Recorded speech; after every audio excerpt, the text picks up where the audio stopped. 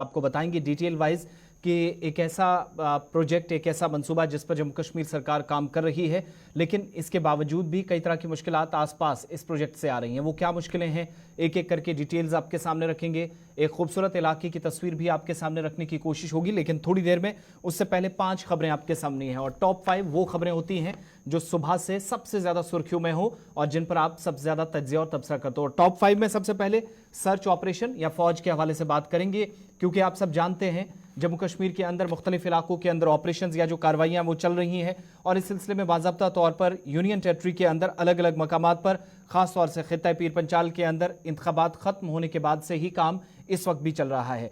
और ताज़ा तरीन डिटेल्स और तफसलात के मुताबिक पुंछ की सुरनकोट बफलियाज इलाके में, जहां पर मिलिटेंटों और सिक्योरिटी फोर्सेज के दरमियान मुख्तसर गोलियों का तबादला हुआ, और गोलियों के इस तबादले के बाद इलाके के अंदर सर्च ऑपरेशन बड़े पैमाने पर शुरू किया गया और आखिरी इतलात मिलने तक ऑपरेशन चल रहा था। फायरिंग के नतीजे में किसी तरह का कोई नुकसान नहीं हुआ। तस्वीरें आपके सामने उस इलाके की जहां पर अलग अलग जगहों पर जो है सर्च ऑपरेशन या जो कार्रवाइयां चल रही थी।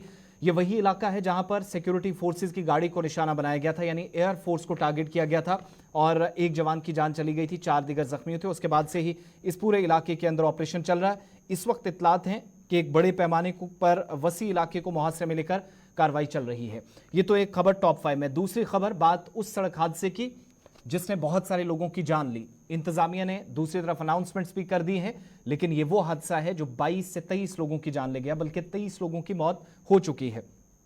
इसके बाद आज कार्रवाई शुरू हुई और कार्रवाई आगे बढ़ी, और आज इंतजामिया ने इसमें तहकीकात शुरू की। इन्वेस्टिगेशन का सिलसिला शुरू हुआ तो आज पता चला कि कई लोगों को जिन्होंने लापरवाही एक तरह से बरती, और इस एक्सीडेंट में अगर डायरेक्ट नहीं तो इनडायरेक्ट जरूर उनका हाथ है। बड़ी वजह, बड़ा रीजन इसमें कि जो कार्रवाई चली है अलमनाक बस हादसे में, जहां पर 23 लोगों की मौत हुई, 68 दीगर जख्मी हैं, 91 के आसपास ये तादाद बनती है। 6 बच्चे, 8 खवातीन शामिल हैं, 17 बच्चे और 29 खवातीन जख्मियों में शामिल हैं। और राजस्थान से, उत्तर प्रदेश से, दीगर कई रियासतों से इनका ताल्लुक जो शिवखोड़ी जा रहे थे। बाज़ाब्ता तौर पर अब इसमें 6 लोगों को मुअत्तल किया गया है। ये बड़ी कार्रवाई आज की है। मुअत्तल अहलकारों में Ranjeev Bhasin, motor vehicle inspector, इसके अलावा सुमित मंगोत्रा जूनियर असिस्टेंट, और एमटीएस के 4 एहलकार, अश्विनी कुमार, अमान कुमार, केशव सिंह और राकेश कुमार इसमें शामिल हैं। Additional secretary technical road safety council जो इसमें अभी तक का नाम सामने आया है। इस तरीके से ये 6 लोग, ये पहली कार्रवाई है। हो सकता है कि बहुत सारे लोगों के नाम अभी सामने आए और बहुत सारे लोगों की इसमें छुट्टियां हो। कार्रवाई जैसे जैसे आगे बढ़ेगी शायद बहुत सारे चीज़ों से पर्दा खुलेगा। तीसरी खबर टॉप 5 में आपके सामने रखेंगे श्रीनगर एयरपोर्ट पर, जहां पर आज विमान को बम से उड़ाने की धमकी दी गई। यानी इस इलाके के अंदर आज अफरा तफरी का माहौल उस वक्त देखा गया जब कहा गया कि श्रीनगर में आज विस्तारा की परवाज जो 611 नंबर थी उसको निशाना बनाया गया।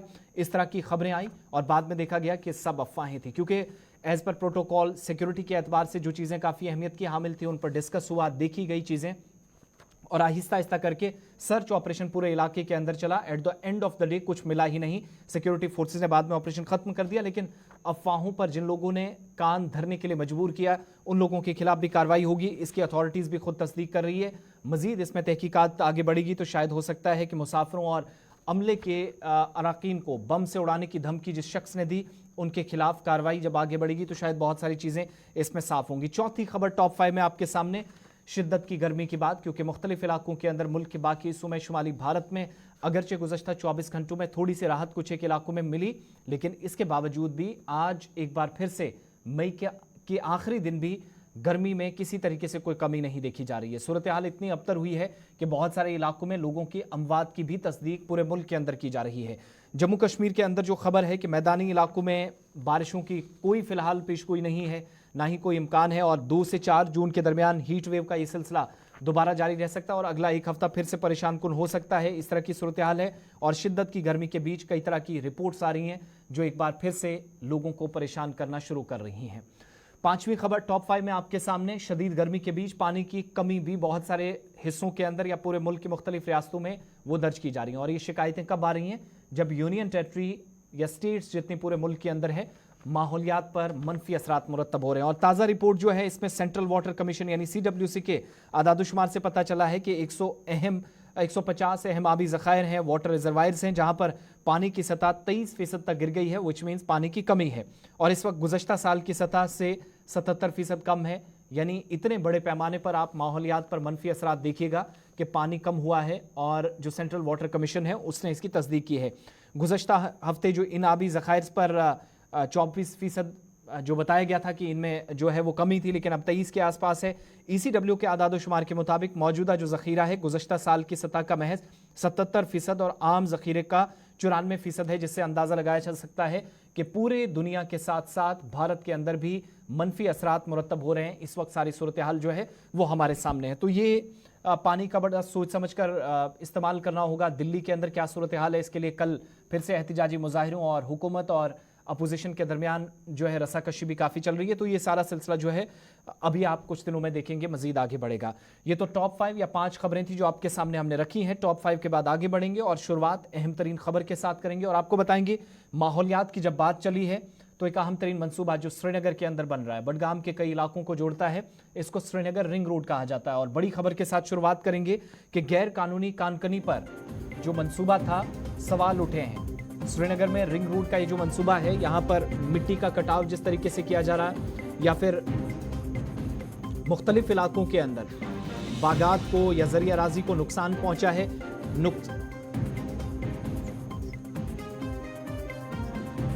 और इस वक्त की जो सूरत हाल है उस पर बरहमी का इजहार कई ऐसे लोगों की तरफ से, कई ऐसे कारकुनान की जानिब से किया जा रहा था जो इस सारी सूरत हाल पर नजर रखते हैं। इस बीच ये नोटिस आपके सामने है। नेशनल ग्रीन ट्रिब्यूनल ने इस मामले का संजीदा नोटिस लिया है और जवाब भी मुतलका हुकाम से तलब किया है। ये सारी लापरवाहियां उस वक्त सामने आ रही हैं जब मुख्तलिफ इलाकों के अंदर इस प्रोजेक्ट के दौरान जंगलात का वसी कटाव हुआ भी है और आगे भी होगा, और सड़क के इस मंसूबे ने कई लोगों के रोजगार या उनके मुस्तकबिल पर एक तरह से धब्बा लगा दिया है। ऐसा इसलिए हम कह रहे हैं क्योंकि बहुत सारे इलाके जिनमें वादी कश्मीर के, सेंट्रल कश्मीर के बेशतर इलाकों में जो इस वक्त शिकायतें और इस वक्त की जो सूरत हाल है, पहले जो हमारे पास इतला पहुंची कि 6000 कनाल तकरीबन 750 एकड़ अराजी इसके लिए हासिल की जा चुकी है। खेत खलियान है, बागात हैं, वो इस वक्त पानी से भरे हैं अलग अलग इलाकों के अंदर। और कुछ एक तस्वीरें में साथ साथ और NGT का नोटिस भी आप देख रहे हैं। बागात और जरी अराजी के डूबने का जो खतरा था वो अब हकीकत में एक तरह से बदल गया है। खदशात तो दूर, इस वक्त जो सूरत हाल है उसने वसी पैमाने पर नुकसान पहुंचाया है।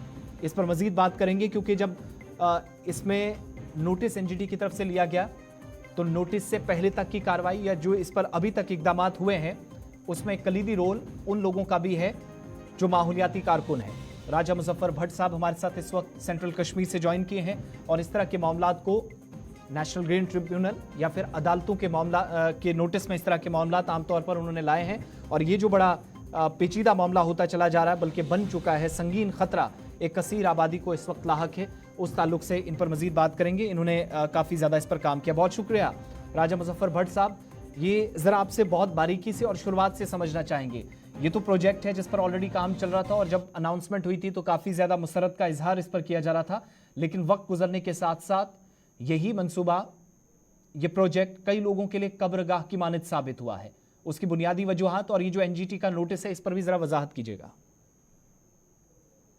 बहुत बहुत शुक्रिया। देखिए, ये जो श्रीनगर रिंग रोड प्रोजेक्ट है, इसमें बहुत ज्यादा जो मिट्टी है निकाली की, जो यहाँ के करेवास है बडगाम के, जिन्हें कश्मीर में वुडर कहा जाता है जी, क्योंकि जो करेवास यहाँ पे है, इनसे बहुत ज्यादा तादाद में मिट्टी निकाली गई और उस मिट्टी से जो है हाइट बढ़ाई गई, एलिवेशन बढ़ाई गई इस प्रोजेक्ट की। जो ये हाईवे बन रही है खासकर बडगाम जिले के अंदर, चाहे चाडोरा का एरिया है, चाहे हमारा यहाँ पे मतलब यहाँ पे सोईबुक का इलाका है या यहाँ पे पापोर का इलाका है, तो इन इलाकों में बहुत ज्यादा हाइट इसमें बढ़ाई गई और इसमें फिलिंग की गई। उसके बाद क्या हुआ, उसकी वजह से बहुत ज्यादा एयर पोल्यूशन हुआ। देखिए, जब कोई प्रोजेक्ट बनता है उसमें एक एनवायरमेंटल मैनेजमेंट प्लान बनता है, EMP उसे कहा जाता है। एनवायरमेंटल मैनेजमेंट प्लान में जो प्रोजेक्ट प्रोपोनेंट होता है, कंट्रैक्टर होता है, कंपनी होती है, वो बाकायदा लिख के देते हैं कि हम कौन कौन से इकदामात, जो सेफ्टी इकदामात जो है, सेफ्टी मेजर्स उठाएंगे कि हम इस जो है क्या बोलते एयर पोल्यूशन है या वाटर पोल्यूशन है, इसको हम कम करेंगे। और जो चीजें इन्होंने लिख के दी थी अपने एनवायरमेंटल मैनेजमेंट प्लान में, उन पे अमल दरामद नहीं हुआ। खासकर उनको ड्रेनेज सिस्टम बनाना था, इनको पानी का छिड़काव कॉन्स्टेंटली करना था ताकि वहां पे जो एयर पोल्यूशन न हो सके। अब यहाँ पे हालत ये हो गई है कि खासकर ये चाडोरा, वाथोरा, गंजीबाग, पचरू, लालगाम, लालगोंड, गोडसतू, इन इलाकों में इतना ज्यादा एयर पोल्यूशन हुआ है। वहां पे इतनी धूल उठती है तकरीबन 1.5 साल से, जब से काम शुरू हुआ इस प्रोजेक्ट पे, 1-1.5 साल से, कि वहां पे जितनी भी प्लांटेशन है, जितने भी सेब के बाग है, वहां पे तो एयर पोल्यूशन हो गया। और जो बाकी सेब के बाग बच गए, आप देख रहे हैं, आपके विजुअल्स में भी आ रहा है, उन्हें पानी घुस चुका है। बारिशें देखिए 15 दिन से नहीं हो रही है, अभी भी ऐसी जगह है जहां पे अभी भी पानी जमा है। और जो सेब के बाग थे, इतना पानी जमा हो गया क्योंकि जो नेचुरल ड्रेनेज था, जो नेचुरल इसमें निकलती थी, छोटी छोटी वहां पे नहरें होती थी, छोटी छोटी वाटर चैनल्स थी, वहां से पानी निकलता था। अब पानी की निकासी रुक गई। अब क्या हो गया, उसमें सेब के बागों में पानी अंदर चला गया। और जितने भी एग्रीव्ड थे, यहाँ के एसडीएम के पास गए, डीसी के पास गए, जितने भी अथॉरिटीज है, उनसे राबता किया, बट अनफॉर्चुनेटली उन्होंने कोई एक्शन नहीं की। अब जो इसमें एग्रीव्ड फार्मर्स है, अब वो नेशनल ग्रीन ट्रिब्यूनल गए हैं। 3 चीजें उठाएंगी, एक तो एयर पोल्यूशन के हवाले से जो भी धूल उठती है, और धूल की वजह से जो है उनके पेड़ खराब हो गए, उनकी मस्टर्ड की क्रॉप खराब होगी, सरसों की क्रॉप या मटर की क्रॉप। इस वक्त है मटर, जो मटर बोया गया अक्टूबर नवंबर में, अभी तक भी मटर उसमें नहीं बन रहा है। या आपके सेब के पत्ते, फोटोसिंथेसिस नहीं हो रहा, उस पर धूल की परत होती है, चाहे गंजीबाग एरिया में, चाहे लालगाम के एरिया में, चाहे लालगुंड के एरिया में, चाहे गोडसतू के एरिया में। और सबसे बड़ी बात है, जो ट्रेडिशनल वाटर चैनल्स थी, जो यहाँ पे पुरानी चैनल्स हुआ करती थी पानी की, वो चैनल्स ब्लॉक हो चुकी हैं। उन चैनल्स में पानी नहीं जा रहा, लोग परेशान हो चुके हैं इरिगेशन की वजह से। कहीं पे वाटर लॉगिंग हो रही है, कहीं पे इरिगेशन का सिस्टम ठीक नहीं है, कहीं पे एयर पोल्यूशन हो रहा है। जी जी, तो मुजफ्फर ये साहब, चीजें जो है मुजफ्फर यहाँ की साहब, अथॉरिटीज ने एड्रेस नहीं किया। एक तो ये भी बताइएगा, जब ये प्रोजेक्ट ऑलरेडी चल रहा है, हेलो, इसमें गाइडलाइंस क्या होती हैं जो अथॉरिटी इस पर काम कर रही है, जो मजाज अथॉरिटी है, अगर कहीं पर भी जरियाराजी को या बागात को या दाएं बाएं खेत खलियानों को नुकसान पहुंचता है, तो कवायद व जवाबित वजह किए गए होंगे कि किस तरीके से मरकजी वजारत या कंसर्न अथॉरिटीज बिल्कुल। मुआवजे का भी उसके लिए भी निशानदेही करते हैं, तो क्या देखिए, वो एक क्राइटेरिया सेट है उसमें ऑलरेडी? बाकायदा होता है, उसमें लैंड एक्विजिशन होता है, प्रॉपर एक तरीका होता है, उसमें कंपनसेशन मिलता है। चाहे सेब के बाग हैं, चाहे आपकी जमीन है, कंपनसेशन मिलती है। अब वो कंपनसेशन कम मिला या ज्यादा मिला, उसके लिए ऑलरेडी केस चल रहा है, उसके लिए ऑलरेडी कार्रवाई हो रही है, जी कोर्ट में भी है वो। अब मसला वो नहीं है। अब उसके बाद होता है, जो कंपनी होती है उनको एक एनवायरमेंटल मैनेजमेंट प्लान के तहत काम करना होता है, ईएमपी कहा जाता है। जो जी ईएमपी का डॉक्यूमेंट है, उसमें खास मतलब साफ साफ लिखा है कि उन्होंने बताया कि हम प्रॉपर ड्रेनेज सिस्टम बनाएंगे, हम धूल से बचाएंगे, हम इलीगल माइनिंग नहीं करेंगे, हम इलीगल कटाव नहीं करेंगे, हम मशीनों का इस्तेमाल नहीं करेंगे।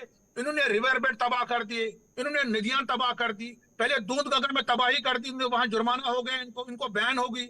उसके बाद शैली गंगा में तबाही कर दी। अब ये सेल भीरवा में जो गए हैं, वहां पे भीरवा इलाके में जो यहाँ पे आरीजाल है, उस इलाके में जो नाले सुखनाग है, वहां पे तबाही कर रहे हैं। और वहां पे जो है पिछले हफ्ते में तकरीबन 2,500 मछलियां मर गई एक फार्म में, और अभी तक उस फार्म जो एग्रीव्ड है, एफआईआर भी रजिस्टर नहीं हुआ उस कंपनी के खिलाफ।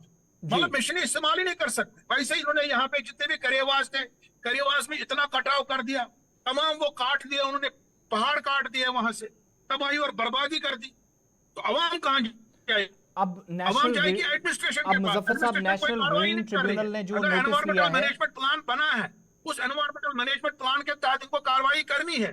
और उसी एनवायरमेंटल मैनेजमेंट प्लान को उसी डॉक्यूमेंट सबमिट किया गया है नेशनल ग्रीन ट्राइब्यूनल में कि इस कंपनी को एनवायरमेंटल मैनेजमेंट प्लान पे कार्रवाई करनी थी। ये एनवायरमेंटल मैनेजमेंट प्लान है, उन्होंने उसकी वायलेशन की है, और उसी वजह से जो है नेशनल ग्रीन ट्राइब्यूनल ने इस पिटीशन को एक्सेप्ट किया। 50% काम तो हो गया, अब उन्हें नोटिस निकाली है इनको, और इंशाल्लाह हमें पूरी उम्मीद है कि जिसपे भी मतलब जितने भी एग्रीव्ड इसमें फार्मर्स हैं, किसान हैं, उनको मुआवजा मिलेगा।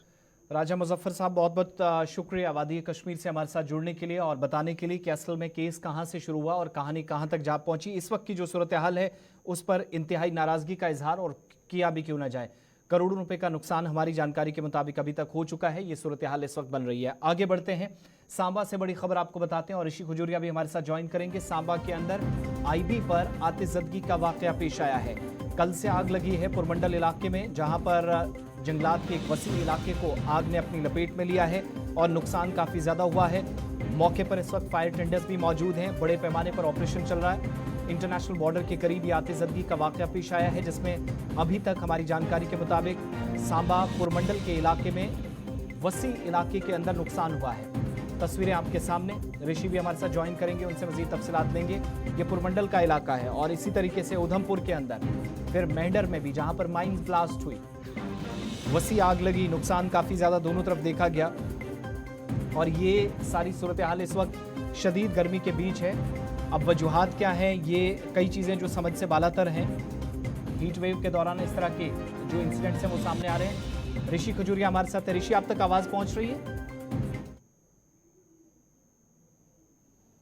ऋषि, आप मुझे सुन पा रहे हैं? जी आसिफ, बिल्कुल। तस्वीरें हम बता रहे हैं, ज़रा एक्सप्लेन कीजिएगा इस वक्त सिचुएशन क्या है एग्जैक्टली। रात से आग लगने की खबरें मौसूल हो रही थी अलग अलग इलाकों में पुरमंडल के आसपास, और कहा गया कि आईबी के करीब ये इलाका है। क्या वजूहात अभी तक सामने आई और क्या चीजें कंट्रोल में हुई हैं अभी तक?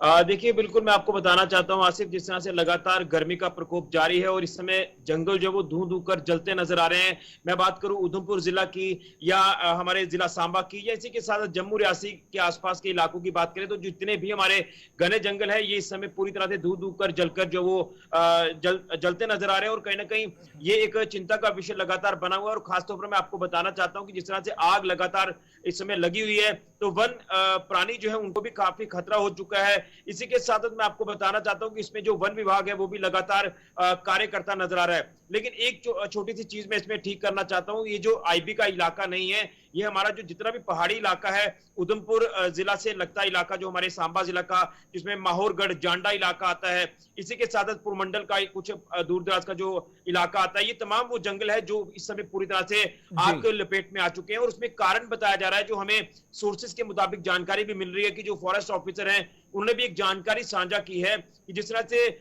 घास के लालच में कुछ लोग जो वो जंगलों में आग लगा देते हैं, उसका कारण ये रहता है कि अगले सीजन में जो घास है वो अच्छा उनको मिल जाता है और उसी के चलते ये लालच में आ जाते हैं और ये आग लगा देते हैं। कंट्रोल में हुई है ऋषि? देखिए, बिल्कुल इस समय कंट्रोल में है। वन विभाग लगातार कोशिश कर रहा है कि आग के ऊपर पूरी तरह से काबू पाया जा सके। लोगों का सहयोग मांगा जा रहा है। इसी के साथ साथ यहाँ पर फॉरेस्ट विभाग के जो अधिकारी है उन्होंने एक गाइडलाइन भी जारी कर दी है कि इसमें जो है वो क्रिमिनल प्रोसीडिंग्स भी की जाएंगी। जो लोग आग लगाते हैं उनके ऊपर कार्रवाई की जाएगी और उसमें बताया जा रहा है कि जो सजा का प्रावधान है वो 2.5 साल का बताया जा रहा है, जो हमें जानकारी मिल पा रही है। तो कहीं ना कहीं लोग जो वो खुद आग लगा देते हैं और आग जो वो इस समय गर्मी जिस तरह से पड़ रही है, तो एक चिंगारी जो वो इतनी भड़क जाती है कि हवा के चलते आग जो वो अलग अलग इलाकों में फैल जाती है। फिर वो जितना भी जंगल का इलाका है उसे अपनी चपेट में ले लेती है आग। तो इसी तरह के हालात जो उस समय बने हुए हैं, लेकिन आग के ऊपर काबू पाया जा रहा है। मैं बात कर रहा हूं माहौरगढ़ जांडा इलाके की, पुरमंडल इलाके की, या मानसर के आसपास के जो इलाके हैं, इस समय ये जंगल जो है तमाम धूंध ऊपर जल रहे हैं। यहाँ वन्य प्राणियों को नुकसान जो वो होना शुरू हो चुका है। तो कोई रास्ता यहाँ पर कंट्रोल करने का नहीं है, जाने का कोई रास्ता नहीं है? जंगलात वाला एरिया इसलिए परेशानी है या कुछ और समस्या है? इसमें जरूर जो एक टफ टेरेन जो वो कहे जाते हैं हमारे पहाड़ी इलाके जितने भी है, लेकिन वहां पर हमारी टीमें जो है वो वन विभाग की पहुंचने की कोशिश कर रही हैं। स्थानीय लोगों की भी मदद जो वो ली जा रही है और कोशिश की जा रही है कि किसी तरह से आग के ऊपर काबू पाया जाए। लेकिन कुछ एक ऐसे इसमें टेरेन है जिसमें खड़ी पहाड़ियां हैं, वहां तक पहुंचना जो मुश्किल हो रहा है। उसी को लेकर मुझे लगता है कि आने वाले समय में कोई ना कोई प्रावधान जो बनाना पड़ेगा। अदरवाइज इसकी वजह से भी टेम्परेचर में जो वो काफी ज्यादा बढ़ोतरी देखी जा रही है। बहुत बहुत शुक्रिया। सांबा से ऋषि खजूरिया हमारे साथ थे, बता रहे थे कि आग से नुकसान काफी ज्यादा हुआ। और फिर से क्लियर करते चले, इंटरनेशनल बॉर्डर नहीं बल्कि ये पहाड़ी सिलसिला है, पहाड़ी इलाका है जहां पर आग की इतलात मौसूल हो रही हैं। और प्रोग्राम के आखिर में आपको एक रिपोर्ट दिखाएंगे, तस्वीरें भी आप देखेंगे। पीर की गली, ये वो खूबसूरत मकाम है जो खित्ता पीर पंचाल का आप कह सकते हैं एक तरह से ताज है। एक तरफ शोपियां, दूसरी तरफ पुंछ। इस इलाके के अंदर इको टूरिज्म पार्क जैसा बड़ा मंसूबा माजी में सरकार ने शुरू किया, लेकिन ना वो ख्वाब पूरा हुआ और ना बुनियादी सहूलियात अच्छी होंगी वो सपना कभी पूरा हो सका।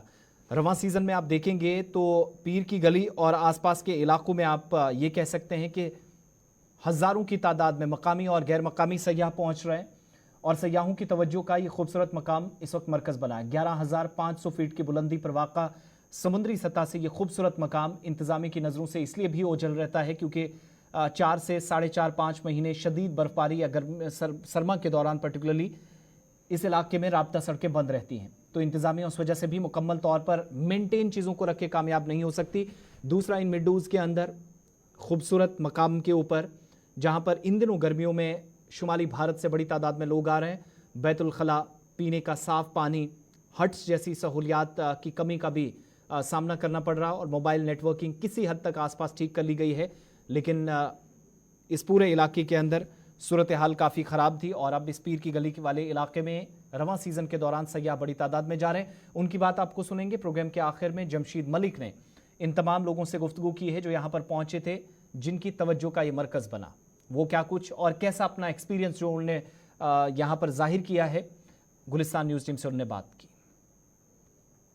शिद्दत की गर्मी की लहर की वजह से बड़ी तादाद में सियाह इस वक्त वादी कश्मीर का रुख कर रहे हैं। वहीं दूसरी तरफ अगर बात करें तो इस वक्त सियाहों की एक बड़ी तादाद पीर की गली का रुख भी कर रही है। जो मैं आपको इस वक्त दिखा रहा हूं कि बड़ी तादाद में सियाह इस वक्त पीर की गली का रुख करते आपको नजर आएंगे, क्योंकि सियाहों की तवज्जो का मरकज इस बार ये इलाका बना हुआ है, क्योंकि कुदरती हुस्न से मालामाल इसके खूबसूरत पहाड़ों पर एक तरफ बर्फ और एक तरफ पथरीले पहाड़ आपको नजर आएंगे। ये इलाका भी मैं आपको पूरा दिखाता हूं कि दूसरी तरफ अगर देखा जाए तो इसके पहाड़ों पर इस वक्त भी आपको बर्फ नजर आएगी। वहीं 24 जून 2013 को इस इलाके में इको पार्क का काम शुरू किया गया। वो मैं ये आपको दिखा रहा हूं, ये इको पार्क आपके सामने है, जिसका काम 2013 में शुरू किया गया, मगर आज तक इसको डेवलप नहीं किया गया। हालांकि जो इको पार्क के काम में जो 4 दीवारी बनाई गई थी वो भी कहीं देखने को मिल रही है। और दूसरी तरफ बड़ी तादाद में रियासत और बैरून रियासत के सियाह आपको यहाँ नजर आएंगे, क्योंकि इस बार सियाहों की तवज्जो का मरकज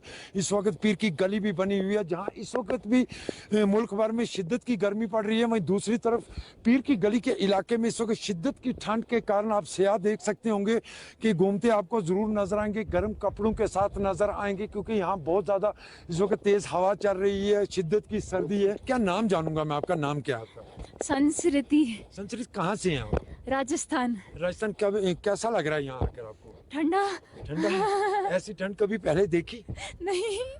ये पीर की गली में इससे पहले कभी आए? नहीं। कुछ कमियां हैं यहाँ पे? नहीं, कुछ भी नहीं। कैसा लगा? नहीं, बहुत अच्छा।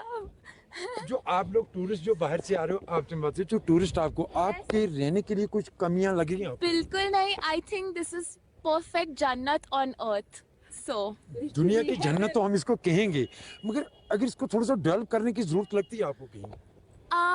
women friendly washroom services, amenities, yes please, thank you very much, that would be much appreciated. और थोड़ा और cleanliness, little more, and parking space, more of it, thanks a lot, and maybe some more services for tourists, that's all. इससे पहले कभी यहाँ का रुक किया? बिल्कुल नहीं, first time in Kashmir. कैसा लगा? Beautiful, beautiful. ये देख थैंक यू। ये देख सकते होंगे कि बैरून रियासत के ये सियाह मैं आपको दिखा रहा हूँ, खूबसूरत इलाका जहाँ बड़ी तादाद में लोग आपको नजर आएंगे इस बार, क्योंकि सियाहों की तवज्जो का मरकज बना हुआ है इस वक्त पीर की गली, खास करके बैरून रियासत के सियाहों का। मगर कुछ कमियां हैं जिनको दूर करने की ज़रूरत है। हालांकि इस इलाके में कुछ हट बनाए जाएँ, उसके साथ साथ अगर दूसरी बात करें बैतुल खुला या दिगर ऐसी सहूलियात जो टूरिस्टों के लिए हों, इससे इस इलाके में डेवलपमेंट भी होगी और इस इलाके के बेरोज़गार नौजवानों को रोज़गार भी फराम होगा। निसार खान के साथ जमशेद मलिक, गुलिस्तान न्यूज़, पीर की गली।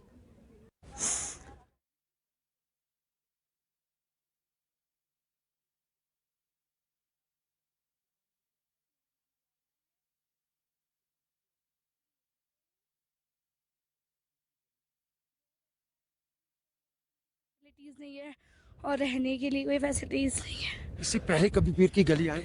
हाँ आए हैं, काफ़ी टाइम आया है, 2-3 टाइम्स। नहीं, इस जगह की जहाँ तक बात करें 3 साल अगर 2-3 टाइम पहले जब आए वहाँ और आज में कोई फ़र्क नज़र नहीं आया? नहीं, कुछ चेंजिंग नहीं? नहीं, बस इससे पहले जो था वहाँ जब उस टाइम पर बर्फ थी थोड़ी, बस, और फिर तो यही मौसम है। इसको डेवलप करने की ज़रूरत है? नहीं, बिल्कुल नहीं। बिल्कुल नहीं। दोबारा आना चाहोगे यहाँ? ज़रूर। क्या उम्मीद करते हो जब आप दोबारा यहाँ आओ तो यहाँ क्या चेंजिंग आप देखना चाहते हो? कुछ भी नहीं है तो वैसे इतनी ब्यूटीफुल है। रहने के लिए हाँ एक है, रहने के लिए है और बाथरूम है, ये सब चीज़ें हैं। डेवलप हो तो और भी अच्छा हो ताकि हम लोग यहाँ पर रह सकें और जस्ट लाइक पिकनिक।